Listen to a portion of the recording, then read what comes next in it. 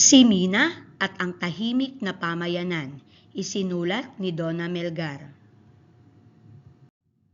Sa isang maliit na barangay ay nakatira si Mina. Tahimik at maayos ang kanilang pamayanan.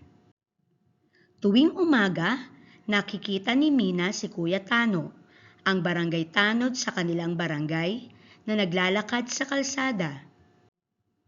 Binabantayan niya ang mga bahay at tinitiyak na ligtas ang lahat. Isang araw, may mga batang naglalaro sa gitna ng daan. Lumapit si Kuya Tano at mahinahong sinabi, "Mga bata, doon kayo maglaro sa gilid para ligtas kayo."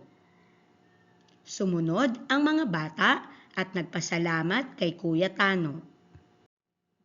Minsan naman, dumating ang pulis upang tumulong sa pagbabantay sa kaligtasan ng mga mamamayan. Dahil dito, naging ligtas at tahimik ang lugar.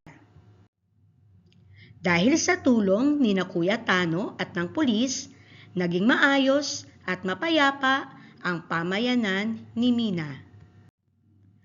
Natutunan ni Mina na mahalagang igalang at sundin ang mga kasapi ng pamayanan na nagpapanatili ng kaayusan at katahimikan.